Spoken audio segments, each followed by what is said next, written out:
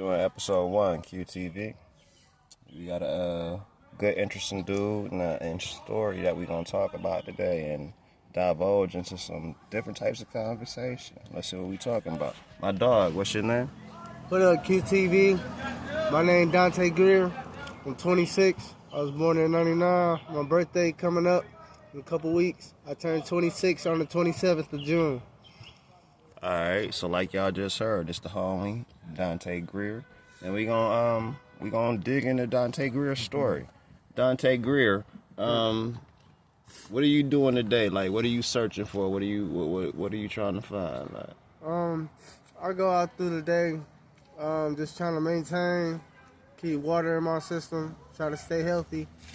But even though it don't always come right and it always don't end up what you want it to be, struggle, baby. you can overachieve your abilities to be aware of your surroundings. So you just gotta stay with the faith, keep the big picture first. As long as you keep the big picture first, you'll always be okay.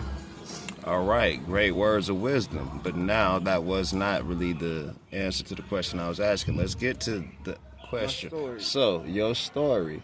Why do you do what you do? Let's tell the folks what you do and explain to them why you do what you do, the conversation that I had with you before. Okay. Well, at the age of 18, I waited to the age of 18 to start whatever drug I wanted to do. And The drug that you chose was? The drug that I choose to do is called cocaine, and I smoke it. So, which is called crack. So, I have to stay with stability to keep my habit up to date. Okay, so no, hold on. Let me walk you back just a little bit, get you back into the right question. What is the exact reason why you started using? Why did you choose that drug? What were you trying to do when you chose that drug? Because I used to smoke weed and I get paranoid off weed. So since I get paranoid off weed, I had to find a drug that make me feel happy. So when you was telling me before, you was talking about the voices in your head and trying to silence the voices. And you was like, when you smoke weed, the voices got louder. But when you chose this other situation, you was able to silence them. That's what I'm trying to get you to lean towards. Yeah, so the drug that I do, which is crack, cocaine, I only do it just to suppress my voices in my head, because I hear a lot of chattering. But I have a disability of schizophrenia, and when I smoke weed, I do smoke weed when people offer it. I love weed, but I choose not to buy it myself because I feel like the drug, my preference, which is crack cocaine, it calms me down and it keeps the voices from bothering me.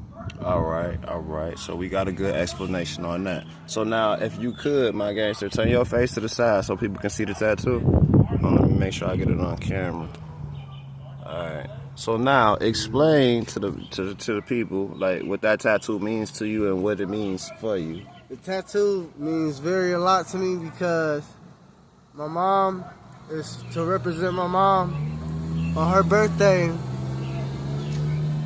she had got a black widow, a black widow tattooed on her foot.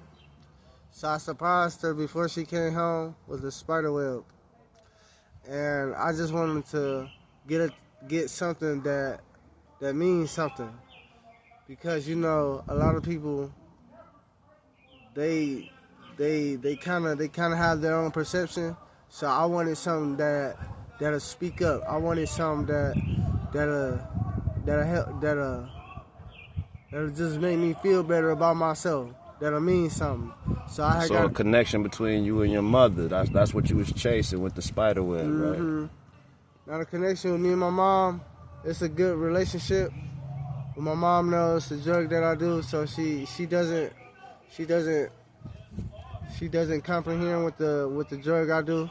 So your mother is not a user. That's what's happening. My mom works at Henry Ford Hospital. She's a good lady. My dad is a good man. But my family was never in my life. I had a payee at 15 to 18. And my mom told me when I turned 18, I had to spread my wings and move out and get my own stability.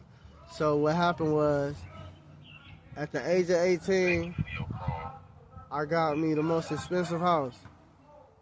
I got Section 8 in my name, and I got my disability check. So that helped me out a lot. Plus, I had a bridge card. So what I had to do was, I had to figure out my own little hustle. You know where the dogs to make my own little type of money. Okay. So by saying that, I had found me a little female, but she passed away. R.I.P.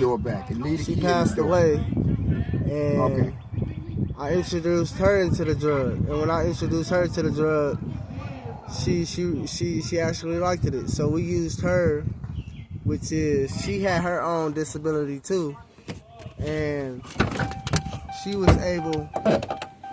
No, go ahead, keep talking.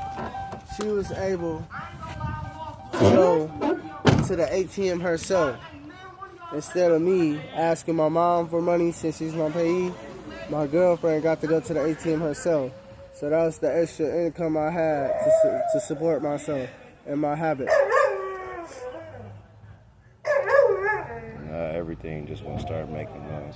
But see, now look, this is part one to Said's story. We're going to get back in the dog's story in a good few, man. This is a good guy, man. Y'all have to understand. Y'all have to look into people's stories and see what the fuck really happened to understand what's going on. Don't just be judging people. Fuck y'all to the people that do. Fuck y'all, this QTV, nigga. QTV, nigga. Good luck, my guy.